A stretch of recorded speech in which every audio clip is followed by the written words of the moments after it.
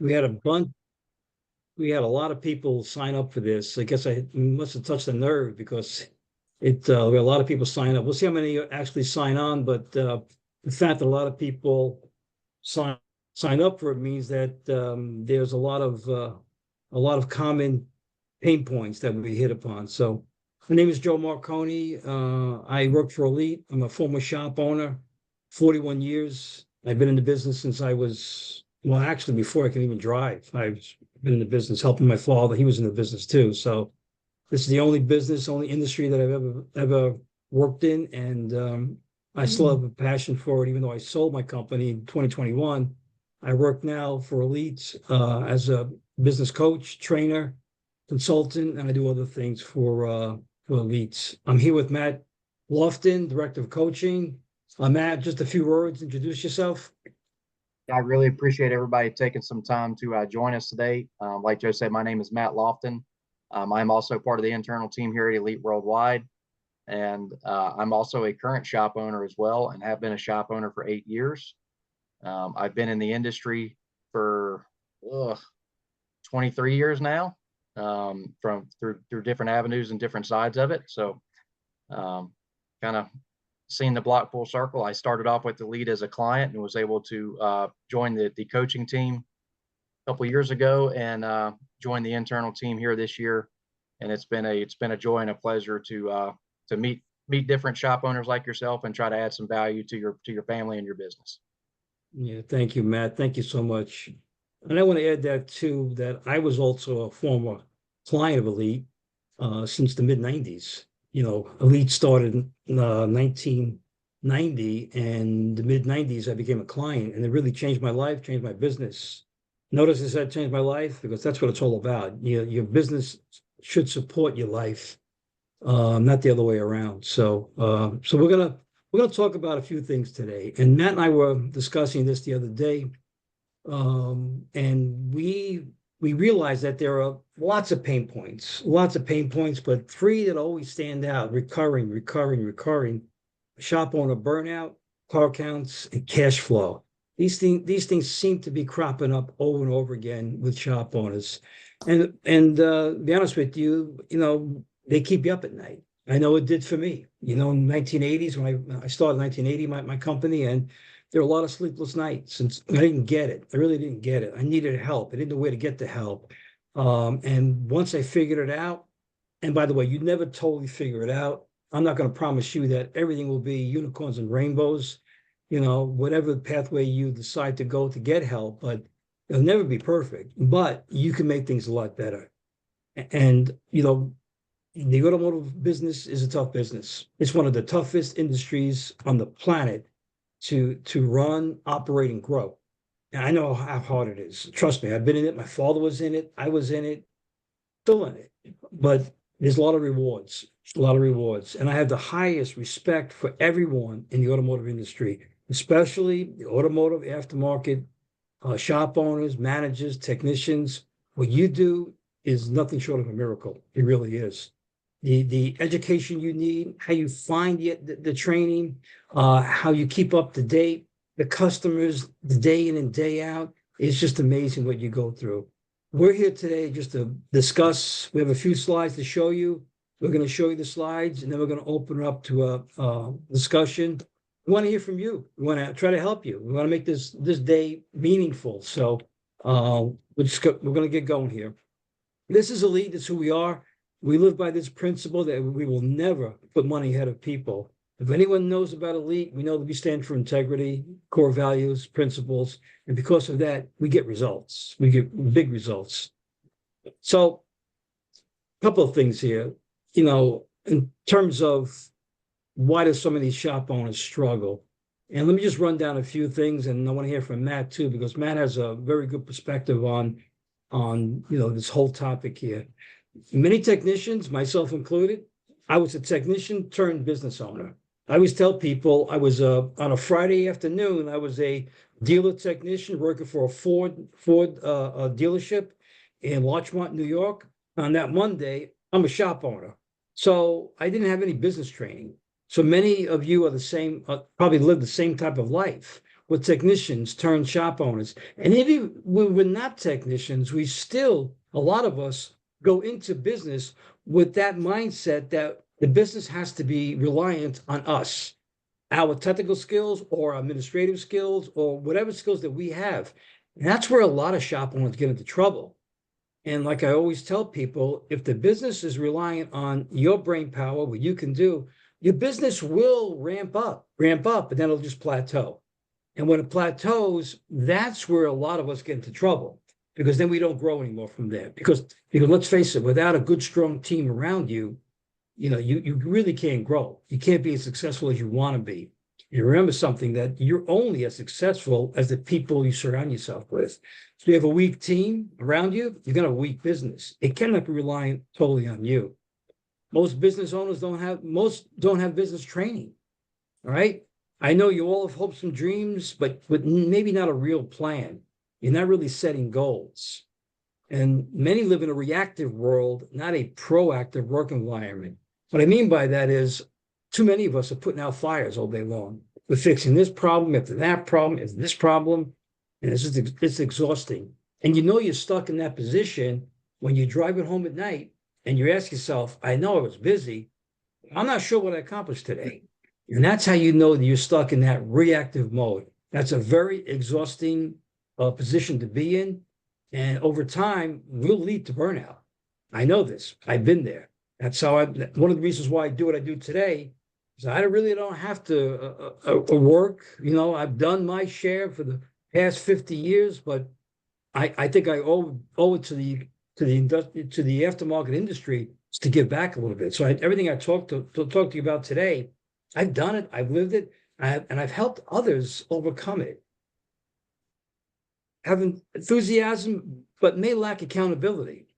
So that's what a coach can do, hold you accountable. That's what good people around you can do, hold you accountable. I'm sure every single one of you have passion and you have that certain something about you. I know this because you're here right now. So there's certain something that tells me that you're above the curve. So, I want to just stop right here a second. I want Matt's take on this slide. So what do you think, Matt? Yeah, I think Joe's kind of, spot on with what he's saying. I feel like a lot of what we run into in the coaching side of things when we first take a client on is that they have the operator mindset, they have that technician mindset. And any of you guys that have read, the E-Myth, you know exactly what we're talking about. They know how to make the muffins and then they know how to do all the work. They just don't know how to run the business. And the stress of trying to do both jobs winds up taking over, and that's where that burnout kicks in. So, what I always try to focus on with people is when you were a technician or a service advisor, you knew what your job description was, you knew what your role was, and therefore it made it easy for you to come in every single day and complete those tasks. What I try to and what we try to do at Elite is try to make sure that we clarify what that shop owner's job description is, and try to get the shop owner focusing on the things that matter and focusing on the things that eliminate these day-to-day fires. Because if we get ourselves in firefighter mode, you kind of stay in firefighter mode. So that we want to get in fire prevention mode, not firefighter mode. So just like Joe said, all these things are very common complaints that we hear on a day-to-day, week-to-week basis while we're helping shop owners out. And and the pathway out of it is to identify what your job description is, what your role in the business as the owner is, and start building systems and processes and developing people to try to eliminate that burden around you. Yeah, so true, Matt. So true. And Matt, you speak volumes there because what you're talking about is setting the foundations that will lay the groundwork for future growth.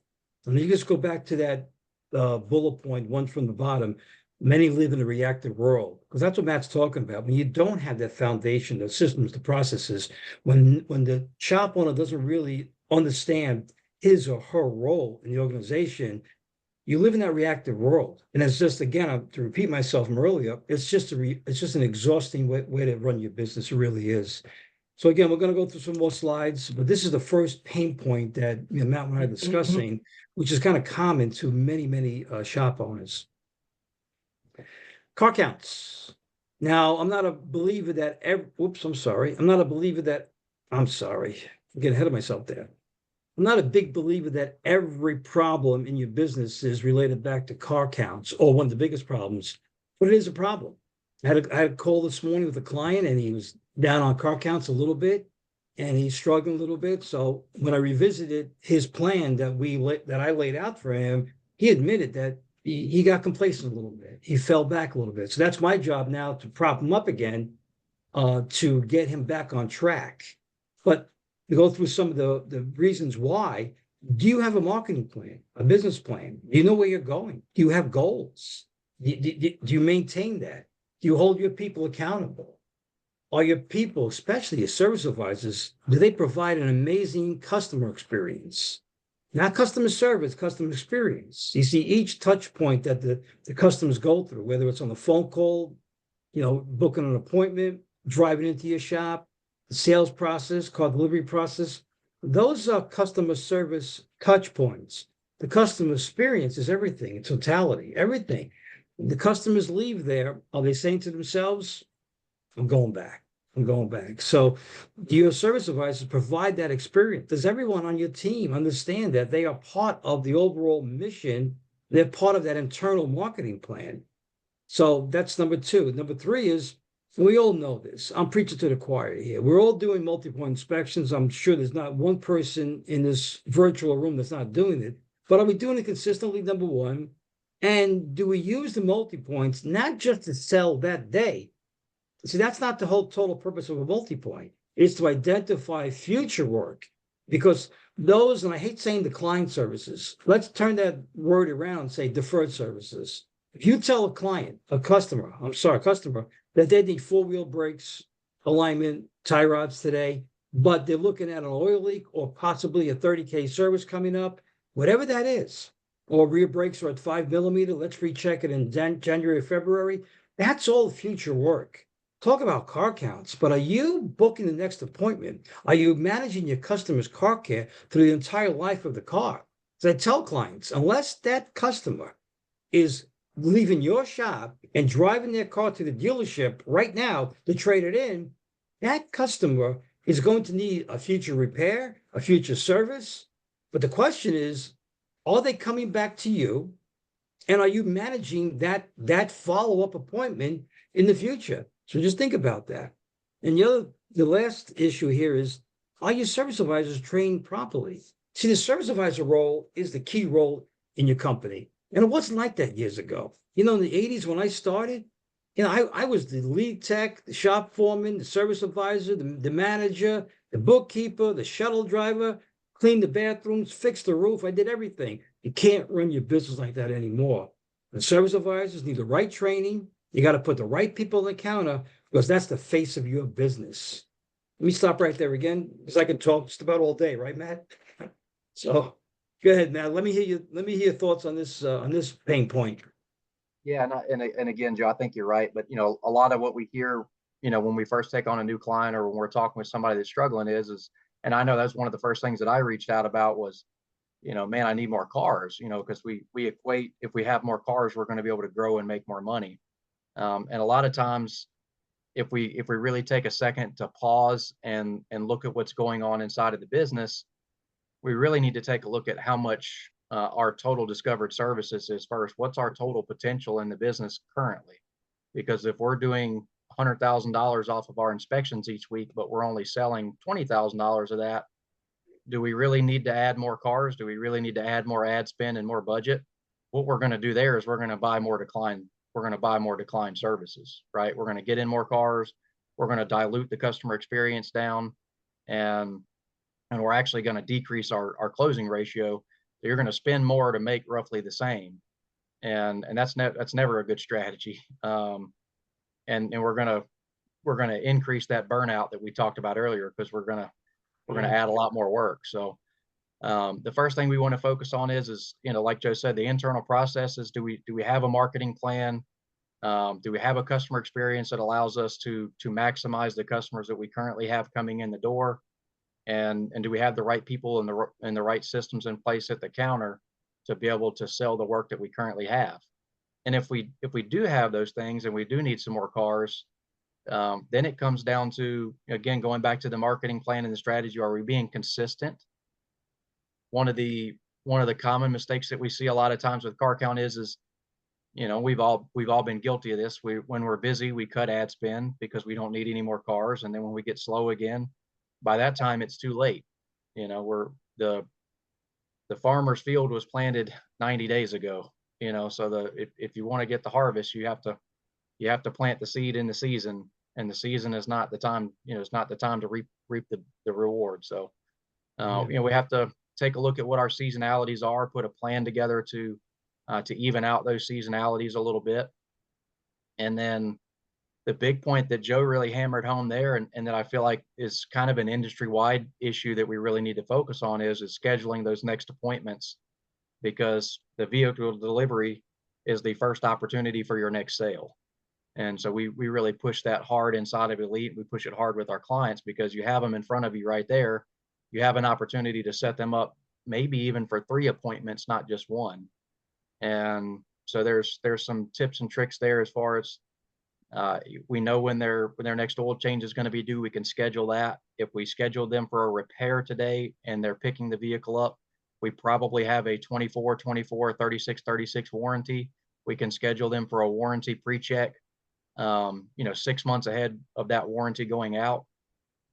We all know that oil change intervals have extended out, and we all know that oil consumption is becoming, a big problem in our industry as far as with vehicles.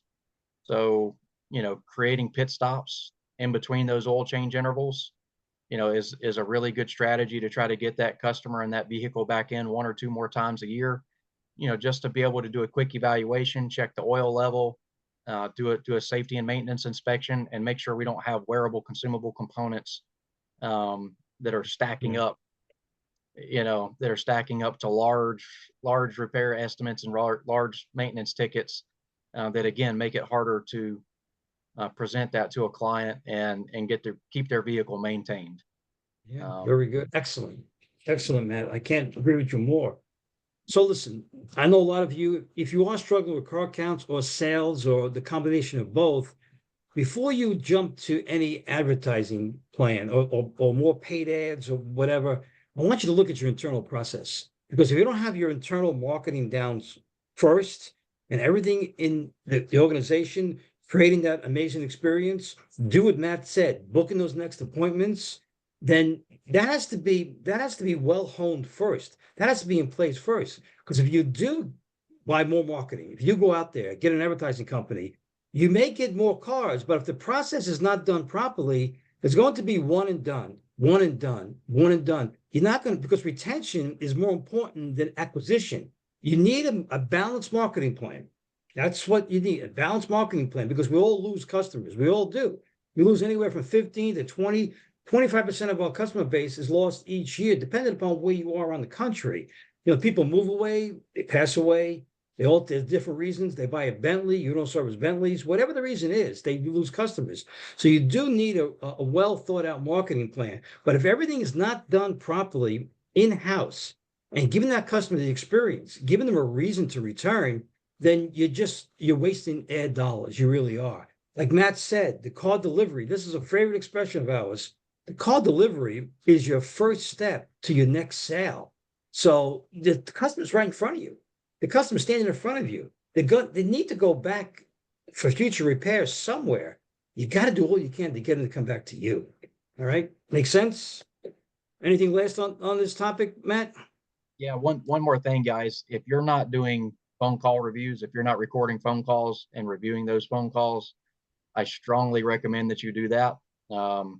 We listen to a lot of phone calls here, and I know there's a lot of conversation about technician shortage in the industry, and I'm not saying that there's not one, but as somebody who listens to a lot of phone calls, there's probably a bigger qualified service advisor issue in the industry. And if you listen to your calls, even if you have an internal process and an internal script, you're probably going to be surprised at some of the conversations that are being had and some of the work that's being deferred out. In other words, when we're busy, we're telling them, oh, we can't get to that today. It'll be 2 to 3 weeks before we'd be able to do that. Or we don't work on XYZ or whatever it is. A solid incoming phone call script and a solid incoming phone call strategy to turn that incoming phone call into an in-store visit is the best marketing strategy that you can have outside of scheduling that next appointment. So if you're not listening to phone calls, it's like any other skill. If you're not managing that skill and you're not fostering that skill, it's going to dwindle and it's going to go by the wayside, and you're gonna lose a lot of money Right. as a result of it. I agree 100%, 100%. So get your internal marketing process developed in place and then get it really proficient to a point where you're focusing on customer retention. Remember, the service advisor, like Matt said, that is the face of that person, the face of the business. The person in the front counter answering the phones, that person can make or break your business, especially today. Again, it's not like it was years ago. Those of you old enough to remember, customer came in, they spoke to the shop owner or somebody in charge. It was totally different. Today, you have to run it like a business. You have to think of it as a true business because it really is. Okay, let's go to our last pain point. Cash flow. Cash flow, a big, big problem these days. Cash flow, the SBA did a study, and the one of the biggest reasons, maybe the reason for people for businesses going out of business, they had great businesses, but they lacked cash flow. So there's a couple of things going to run down. And this is you're not going to do this today about break even or whatever, but you have to ask yourself, do you know your break even? You know your break even plus where you want to be in terms of net profits. Are you sure you calculated the right labor rate? Are you sure? Or did you call Tommy down the road at his ABC Auto to get what his labor rate is, which you should never do? Do you have clearly defined business goals? Now, do you know where you're going? You know where you're at? What were your sales last year, your sales this year? Do you know your gross profit? See, gross profit is more than your top sales number. You hear all the time everywhere. You read in trade magazines, you hear on podcasts, you hear all this about a shop went from 1.5 to 1.8 million to 2 million. That's good. That shows growth. But what I want to know is what's the gross profit? What's the net profit? Because those two numbers are absolutely more important than your top sales number. So do you really know those numbers? Are your account receivables too high? Probably one of the biggest reasons why we have cash flow problems. The profit this month was $25,000. We have $35,000 out on the street in fleet work, and people that owe us money. So if that happens in your business, if the profit is 25,000 and you're owed 35,000, you have a negative $10,000 in cash flow. So these are some of the reasons. Now your expense is too high. That's another reason. And are your part margins, labor margins, and gross profit margins where they need to be? Do you know what those margins should be? Have you sat down and did your calculation that's current right now? Or you're looking at or basing your sales objectives over the last years or 2 years ago, those numbers. There's a lot going on here. There's more than this to consider when you're looking at cash flow, but this is something that really is a problem. You can have a tremendous business. You can have a great business, but if you lack the cash flow, you cannot operate. Go back to COVID. Look at COVID. Because you should, if you should have about 3 months at least of cash reserve. That means if something would happen like COVID, do you have at least 3 months in the bank set aside you don't need to pay expenses, operating expenses? The truth is, many of businesses, not just automotive businesses, would have been out of business during COVID because they didn't have cash flow. So let me just stop right here again. Matt, please add. I know you can talk to this to death, right, about this topic. Yeah, and I think this is kind of where the rubber meets the road, right? I think the biggest issue that we typically see here is shop owners tend to live in their shop management system and kind of abdicate their financials to a bookkeeper or a tax accountant at the end of the year, and that's a mistake. We need to be looking at those financial statements, between the income statement and the balance sheet once a month, reviewing that with a professional to help you kind of look at those numbers.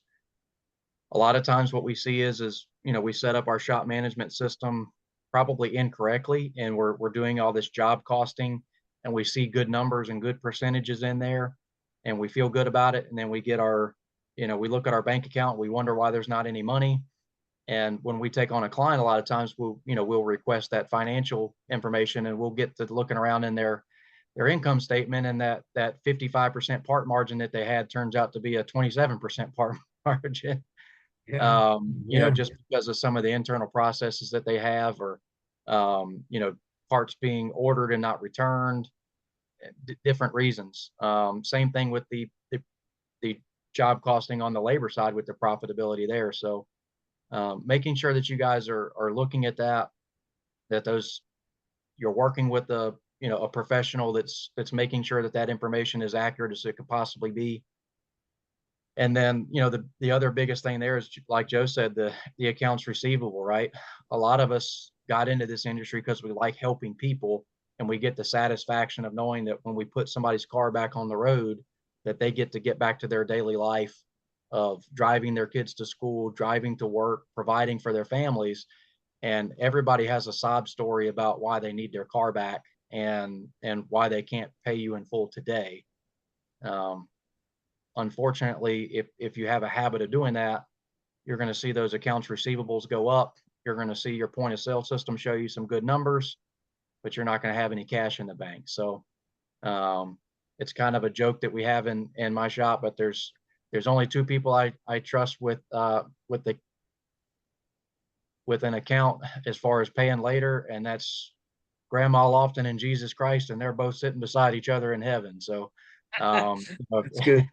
Yeah. if there's no if you're not getting payment, please don't let a car leave. This is there's too much risk there. You don't have enough leverage in this industry to get paid, and the likelihood that you're going to get paid after it leaves is pretty slim. So watch those accounts receivables. If you don't have a process in place to review accounts receivables, sit down, ask your accountant, try to help you work through that. But those are probably the two biggest areas there that we see that impact cash flow is, incorrect information in the shop management system, leading to lower profit numbers than what we think we're doing when we're job costing in the system, and then accounts receivable building up over time. Yeah, it's very good. I want to piggyback on that one point you made about your business management system. You need clean financials. You need a clean balance sheet and a clean profit and loss statements. The days of not being able to understand it, or you wait for your accountant to give it to you 6 months down the road, those days have to be gone, because you need clean financials. And if you can do it in-house. If it's all possible, it should be done in-house. But if your accountant is doing it, you need someone to look over that. Yeah, that's what I do. When I look over clients' P&Ls and balance sheets, and a lot of times I'm making corrections. I'm not an accountant. I'm not a financial wizard. Matter of fact, in high school, I hated math, but I learned the hard way that you need to know some basic knowledge on how to read a financial statement, how to read a balance sheet. And that's where guys like me and Matt can help you, because if you have to match that up and make sure that it matches up somewhat to your Mitchell, Techmetric, Autoleap, whatever it is, because many times it doesn't. And like Matt said, if you're managing your business, what you think is happening in your Mitchell system or your business system, you may be off big time. So a clean financial, a clean balance sheet, clean balance profit and loss statement is so crucial to overall success. And it could be a serious problem why you have these cash flow issues. Any last words on this, Matt? Should we move on? Yeah, no, I mean, and guys, I know we covered a lot of this stuff, and it's a high level look at all this. We're going to open it up to some questions here in just a little bit, but also if for whatever reason you guys have any questions about any of this stuff, please ask the questions. We'd love to talk about this in more detail, and we'll give you guys an opportunity to reach out if you need help with any of these things. That's what we're here for, like Joe said, to try to help you with these things. Yeah. All right, just real quick. I'm going to real quick with this. This is who we are, what we do. So I'm not going to spend a lot of time on this. I want to get to open it up to everybody. But a coach holds you accountable. A coach will keep you on track toward greater profitability. We'll help you with your personal goals and business goals. We help you with that business plan. We'll help you become a better leader, which is the foundation of your company. A lot of shop owners, like myself included, years ago, I was guilty of this. I was a boss, but I was not a leader. I was a shop owner, I was not a leader. Once I learned leadership and how that impacts people around me, that changed my life. I understood that my job really is to make the people around me better. If I think that I am the only one in the room, or the only one in my company that could bring my company to success, my company will ramp up and then plateau. They'll just plateau because I need great people around me. The most important, I learned this the hard way too. A coach can help you enjoy your business and your life. And more important, you got to get back your life. That's more important. Anything, Matt? We want to move on. I want to get Yeah, to the no, questions. I think that summed it up pretty good right there. I'd love to hear from you guys. And again, we want this to be Yeah. interactive, and we Yeah. hope we can want to answer any questions that you Yeah. might have and try to open it up for Real. you guys to Yeah. hear your feedback. I'm real, a short plug for Elite.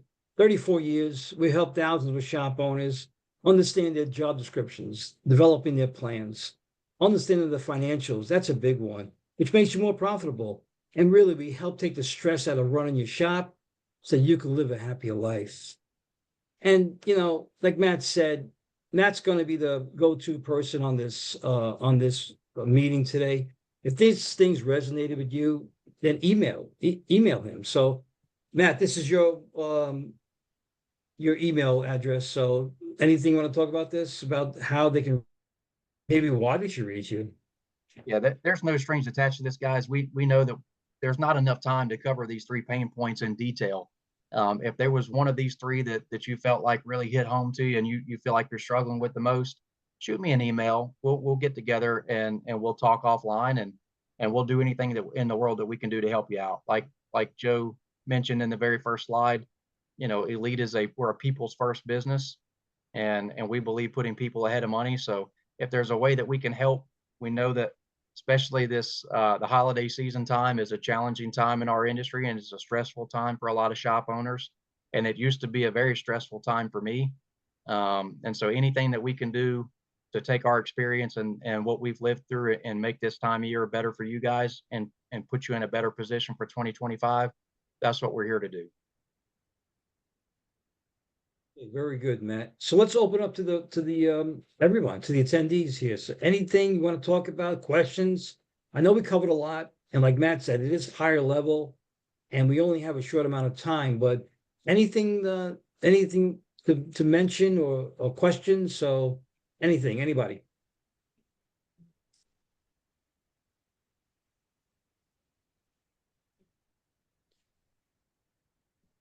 I know you have to have something to say. Someone, I'll pick on you. Come on, Scott, say something.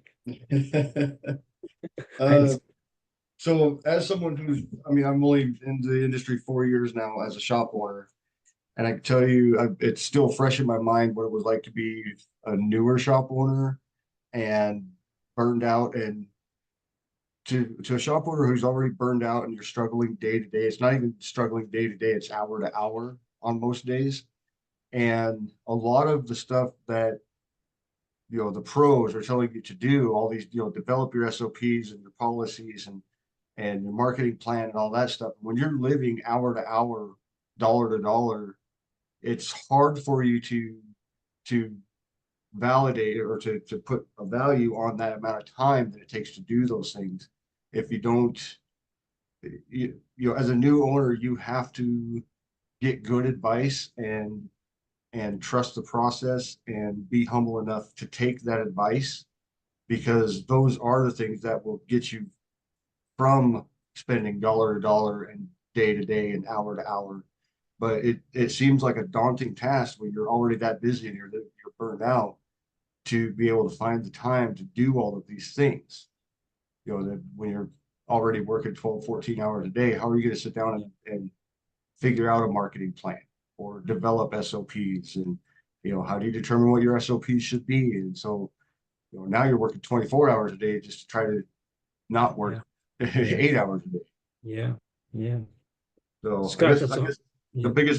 I guess my point is that if you do these things, you like dedicate a few hours a day to doing these things, and regardless of how busy you are, and trust the process, eventually you get to that point where I'm taking a week off. See you guys in a week. Yeah. I Scott, I think that, Yep. Scott, let me just add to that. I think it's the reason why I do what I do, because I was there working 12 hours a day, 14 hours a day, going in on Sundays, going in on holidays, So, I was there and I know exactly what you're talking about. So I have that same passion today I had 45, 50 years ago, for the business. But now I want to give back and help others. To your point too, you just got to put one foot forward, right? One foot in front of the other and get there. I'm sorry, Greg. I think I interrupted you, Greg. Greg That's Buckley, okay, Joe. the Yeah. famous Greg Buckley. We're honored to have you here, Greg. Come on, guys. Um, I was to follow with Scott, two things that you need to learn. Delegate, and with delegation means that you have trust. And if you put the both of them together, you'll start to solve the problems that you think you have. And I will say this, one of the best habits you can get into is to find those 10, 15, 20 minutes in your day and just reflect on some of the actions you had the day before. It's amazing what a little bit of calm can do. In the second location here, which is where I'm at right now, we started from scratch, zero, no carryover, no anything. Opened the doors with two guys. I never made a promise to them. I said, I'm going to guarantee your salary because I need you to work. But other than that, there's no promises. And we got together, we made it happen. Um, the first bit of trust, and where I said to them, I'm here to get out. That's my role, right? I'm here to start the business, but I'm not going to work the business. There'll be some pain, sure. But the best thing I did was I started taking leave in increments of 15 minutes. And I would leave the shop, leave the building. It might be for to go grab a bite to eat down to the local sandwich shop. And then I extended it to a haircut for 45 minutes. And then I extended it to a day of golfing. Um, and every little bit, every time I did that, I I expected some things to go wrong, was not perfect, but it was good enough for the level that my team was at. And that started me on the process of getting, not being here running the business, running it or working the business, just, what's the term, Joe? Not working in the business, working on the business. Working on the And business. Yep. yeah, Yep. and my location here is 85 miles away from my first location. So it was not without struggles, but just opening up and lending autonomy or allowing autonomy to take place within your operations is a great thing. And now, we've in 2 years we're exceeding our goals. We're over seven figures for a second location out of nowhere. And I'm up here in the apartment above the shop, growing the business and learning. So it's steps. But anybody who is new or is really here to learn more about Elite, they were instrumental with allowing me to grow as a shop owner, understanding the numbers, getting a little bit more disciplined, and starting to really see myself, especially with shop number two. There's a whole different dynamic than when you're number one. When number one, you have the mindset of a mom and pop. No offense to anybody, but you have that's your mindset. Well, as soon as you jump to number two with a family, you're not a business, you're an enterprise. And that's a big difference. And it's really exciting to actually call yourself an enterprise because now your chest gets a little fuller, head gets a little bigger sometimes. You start to see your numbers come in, and you have a lot more work to do. Fact, you know. But getting the processes down and staying on top of it, now once the waters calms down on number two and you got things together, well, then you start to see things like, well, geez, maybe number three isn't so far off. Maybe number four, maybe I can do something different. It's no lie that it's a difficult profession, difficult industry, But when Yeah. you're looking for someone to help guide you and bring you to a level, keep you calm when you need to be calm, get you excited when you need to be, get you disciplined where you have to be, um, my hat's with Elite. So if that helps anybody. Well, I appreciate that. Thank you. And you have a great coach. He speaks very I highly of do you too. too. Yeah. Jim's the best. Jim is Jim's good. great. Jim is like He E.F. really is. Hutton. Listen to him, right? Listen to him, right? Yeah. Yeah. And guys, that's another thing that's really unique because my time with Jim, we have an hour. And when you're positioned with Elite, it's not a matter of who you are, what you are, your numbers. They look at you and they match you up with someone who they feel is going to benefit you. Not your personality, not your ego, nothing like that. Now they're going to benefit you and your business. And with my coach, Jim Butita, Jim was an MSO, I believe 8 stores, retired, sold off, and he helped his buddy build the 16 stores. That's great.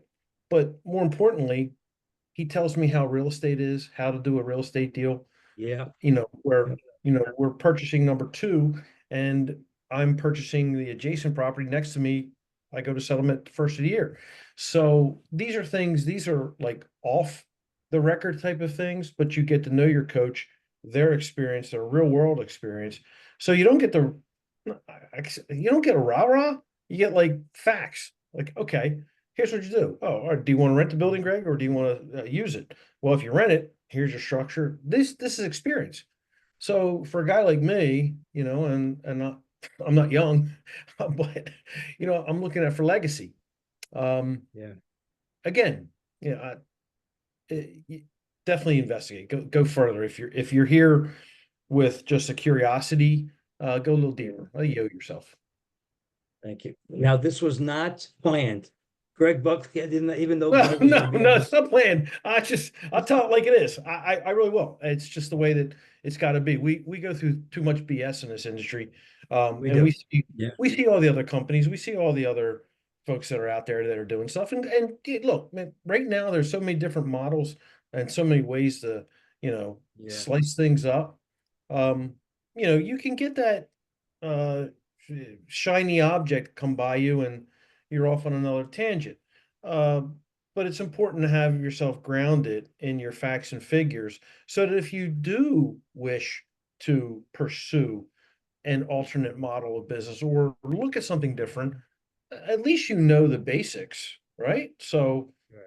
again, and it's not scripted. I just come on here just to see what's going on, Yeah. see Joe, and I hope everybody's going to ignite. Oh, That's yeah, gonna be we'll be there. Yeah, yeah. we'll be there. All right, I'll shut up, Oh, Joe. no. You should have taken the reins. No, You could have held this meeting. we'll be for Thank you. another hour. Yeah. Any other comments? I do value everyone's time here. So any other comments or questions or anything you want to say? You want to pour your heart out, whatever you want to do. That's what we're here for. We got a few more minutes. So anybody? I'd love to add something to what Greg said there. He was talking about delegation and processes and things like that. And it's something that I've learned recently is to encourage. Encourage your staff, encourage them, praise them, thank them for what they do for you. And that goes so far. It goes so far. Yeah. So when they Yeah. know that you are excited to see them succeeding and doing well, and it makes them work harder for you. Not only that, it gives you the ability to kind of step back yourself and appreciate everything that they're doing for you. And it just Janet, builds a yeah. really good rapport and a really good team, and everybody works together much better. And if the person at the head is thanking everybody and appreciating them, it's just Yeah. out of this world what it does for you. So Yeah, it Jenna, really does. you really hit a home run with that because the two most powerful motivators in the world, praise and recognition. yeah, You see, we get a employee comes late once, comes late twice. We sit them down, we talk about that, and then they come in on time for the next 2 weeks. and we forget We to should thank be them. praising that. We should be praising that, right? And says that's great. You're coming on time. What do? Right? We wait till they come in late a month later, and then we come down hard on you're late again. Right? Rather than praising and recognizing that they're making an attempt, we do the exact opposite, right, Jenna? So Yeah. we praise and recognition are the two most powerful motivators you have. Really, not money, not anything else. Those things right there. Yeah, that takes leadership, though, right, Jenna? Takes Does. great leadership. Yeah, It that's does, a yeah. great point. I'm glad you said that. Great Yeah. point. The reason that I ended up there is I actually took a Dale Carnegie course. There you go. Yeah, And yeah, if anybody ever needs help with anything in a leadership area, absolutely, hands down, recommend. yeah, It yeah. has I'm gonna nothing make to a. do with Yeah, business, it has everything to do with yeah, management, and it is yeah. just, it's huge. It really is. Dale Carnegie, read the book, How to Win Friends and Influence People. If Yeah. you read it once, read it again. If you read it twice, read it again. That's how good that book is. Aside from the Bible, this is what we say at Elite. Aside from the Bible, it's the greatest book on the planet. So, yeah, yeah. Thank you, Jenna. Those words of wisdom you spoke, you could fill volumes. Really, thank you. Anyone else? A few more minutes. Anyone else got anything to say? I'll add something, Okay, Joe. go ahead, Scott. So when, from my own personal experience, and I don't know who's all in this meeting here or what level that they're all at. But when you first start out, you were talking about a lot of us had never taken business courses, and that was definitely me. And you don't Two. know what you don't know. Yep. So when I first started looking into coaching with Elite, you guys were throwing around crazy words that I had no idea what they meant, like, KPI, what's a margin? I had no idea how any of this worked. So you might have to actually dumb it down a little further than you do to make sense to some of us. I mean, now obviously after 3 years of coaching, I'm where I want to be, and I've hit my goals, and now I'm looking to expand. Once you hit those goals that you think are almost impossible, then you start looking at bigger goals. Yeah. But I just, like I say, it's still fresh in my mind what it was like to be that new. And so you don't know what you don't know. And, if anybody's out there that is in the position that I was in, where I was ecstatic when I was doing 20,000 in a month, you know, um, definitely reach out to people that do, because you don't know how much you're missing out on if you don't have that information given to you. There's Yeah. a lot of social media groups out there, and people ask for advice, and I watch them, and I laugh. The biggest thing is always raise your rates, just charge more. But there's a lot of information out there that guys like you guys that have been doing this for a lot of years might take for granted, because you've been doing it for so long, that it's still, so I guess my message is to anybody that's out there looking, or wanting to know more, reach out to somebody that does, because it will change everything about your business. Mhm. Thank you. Wow, I appreciate those kind words. Everyone that lead does. You're a model client. You really are, and I really appreciate what you do, and what you made a definite difference in not just your business, but how people view you. You're getting your name out there, like somebody knows who you are, and that's just helping the whole entire industry, Scott. I tip my hat to you, I really do. Let me just touch upon one point that Scott said. Labor rate, labor rate, labor rate. We'll show you, like I show clients, and I teach the Fly with the Eagles course, where I show you what Scott's talking about, the KPIs and numbers. And you're right, it is confusing at first. I didn't know anything either. I was a technician. That's how I started. So I didn't know. But what I show you is the right way to calculate. We show you that your labor rate, but it's not just the labor rate, right, Scott? It's not just that, because if your labor rate could be $295 an hour, but if you're 30% productive, what good is it? So before we look at the labor rate, yes, we look at everything inside your company, your production, your efficiency, things like that. Are your margins correct? Are you doing the right jobs? Are you do you have the right profile customer? But sometimes it's everything and above everything, so it's a lot going on. And I do, Scott, I do in a way apologize for throwing all these terms out there, because it may confuse people. But what I say is, if this is just a review for you, and you know everything, that's great, just a review. If what I said today challenges you and you're confused by it, well, that's even better, because now you know what you need to know, the areas that you need help in, right? Right. So that's what it's all about. Anybody else before we close Joe. this meeting? Go ahead. Yeah, Joe, we have a question in the chat from Kyle, and Kyle says, how do you go about getting yourself from burnout to being back to being motivated? And I know Greg's replied to him, but Kyle, I'll take a quick stab at that. And I think the first part of it is, and there's a great book by Simon Sinek. It says, start with why. And I think a lot of times when we get caught up in the day-to-day fray, we forget why we got it, why we started our own business to start with. So I think anytime, and I know when I was in burnout, I had to go back to why did I do this to begin with, right? Let's start there. Let's go all the way back to step number one, as far as getting remotivated. And then it goes back to putting together a business plan, evaluating, what is the problem what is the main issue that's putting you in a position to be burnout, right? Are we spending too much time in the shop? Do we not have the right people in the right places? Do we not have systems and processes? Are we struggling for cash? All of these things that we talked about today are kind of those big those big pain points. Identify what the largest priority is, and then start creating a plan. It's great to talk about the problem and identify the problem, but we have to put a plan in place, and we got to take steps to correct those problems. And kind of like Greg said, start very slow, but pick a little bit of time each day, 15 minutes, and put yourself aside and start working on fixing that, whatever that issue is. And then increase it to 30 minutes, increase it to an hour. And, but again, go all the way back to the beginning. Figure out what your why was, start, identifying what your main pain point is, because it's going to be different for everybody, right? Some people are flush with cash. The business is doing great. They're just so much of a part of the business to make it great that they've lost the passion for it. And if that's the case, then, we make a plan to separate out and delegate out, like Greg said, and like Jenna said, and allow the team to take a little bit bigger role and become a coach instead of the star player. So, remember what your why is, identify the cause of the burnout, and then start putting a plan together and start implementing. If nothing gets done, nothing changes. So, we have to implement something, and that's the biggest thing. And then if it's wrong, and if it's not fixing the problem, do something else, make another plan and enact something else. So, you have to change something for something to change. And let I'd me like just to follow piggyback. up with that.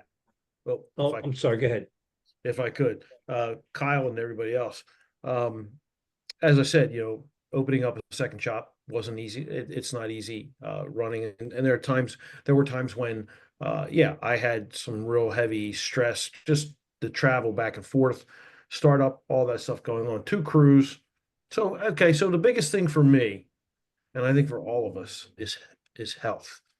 Your health. If you're not healthy, nothing else matters. You can't think straight. You go off in different tangents. You may look for alternatives to make yourself healthy, drinking and all that stuff. There's a bad side to it all when you're not healthy. So to give you an example, like I said, you delegate your time. But I know for a fact, I literally came into both crews when I really had an episode and I started, the weight gain, you felt your blood pressure going up and all that stuff. And we were okay, but it wasn't okay.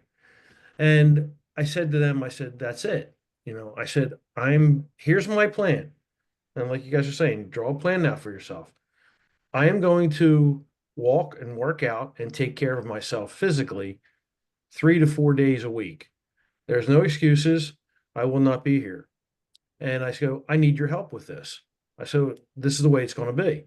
You guys are going to run this, and we're going to work on what happens, like if there's any situations. But I feel that you have to tell your teams what your goals are. If it's health, it's health. Say, listen, guys, here's why I want to run my business. I want this, this, and this. But this is how I want to run my health. And I'm going to do this, this, and this to make sure that I'm on top of my game so that I'm there to help you. And that was fact. And that allowed me my time to hit the gym, go for my walks.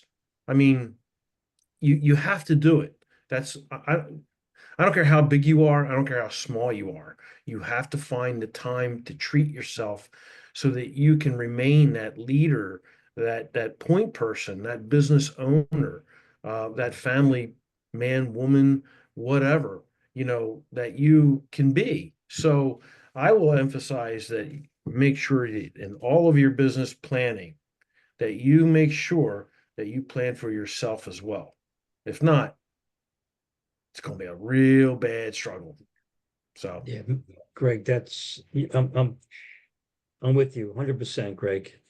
Leadership starts with personal development, personal health, starts with you. Nothing matters. It really doesn't.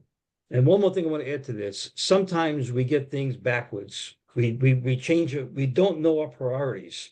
Your priority always has to be life and family, friends first. It has to be. Your business has to, your business has to support your personal life. Everything you do in business supports that life, not the other way around. It can't be. Like I told Matt earlier, I was on one of my clients. I can't remember now, but I said, when the end of it all happens on your deathbed, nobody will ever say, boy, I wish I had more time at work. Right? No one will ever say that. So I think we get it backwards. And burnout, many of us have been there. I've been there. Why? Because my priorities, like Greg said, were all screwed up. I thought my body was some sort of a super machine that could just keep on going and going and going. It can't. It can't.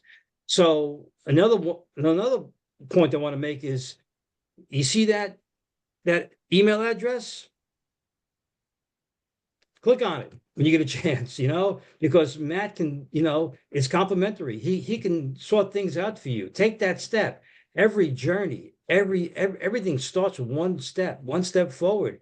The definition of insanity, we all know what that is. Doing the same thing over and over again and expect something to change, and it won't unless you change it. Good conversation, unbelievable conversation. Anything else? We're almost done. We got just about 2 minutes left. But any other final comments? Anyone? Joel, Anyone? on Kyle's question about burnout, you guys got Go kind ahead. of deep there, but I'll make it a little more simple.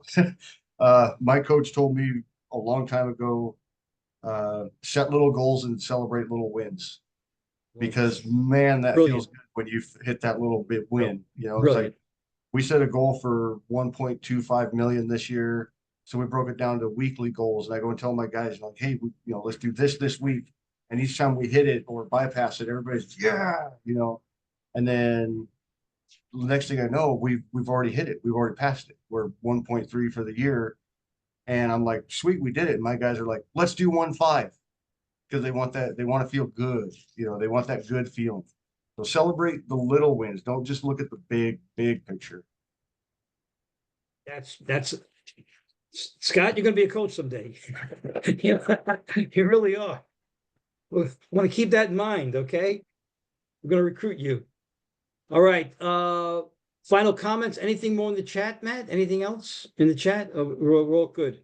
Yeah, nothing else in the chat there, Joe. Any final words then, Matt? Anything else? Yeah, just like everybody said, again, please, if you're struggling with any of this stuff, please reach out, ask for help. I know a lot of people don't like to pipe up on an open forum like this, and that's okay. It's why we put that email address there.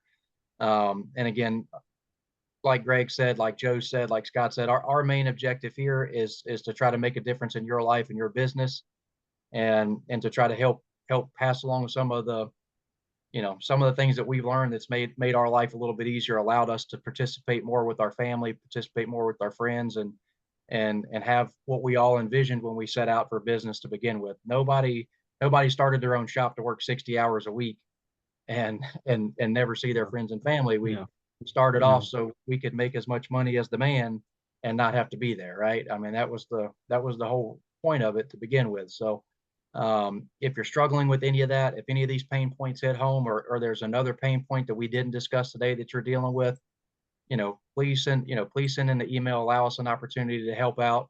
And again, we'll do anything in the world that we can to try to add value to you. Yeah, very good. Yeah, I'll leave it right there, Matt. You said a lot there, and I really appreciate it. I want to thank everyone for being here today. This was an amazing, it exceeded my expectations. It blew me away, the amount of great comments, and I appreciate everyone being here. We're all in this together. We really are. We're all there for one reason, just to make everything in our industry better and better, to improve ourselves. Let's just do it. Let's just do it. You have a great day, everyone. Great weekend. I want to thank everyone for being here. Thank you very much. Bye now. Take care. Thanks, Joe. Thanks, Matt. Take care, guys. Take care, Take care. everybody. Right. See you now. Bye now.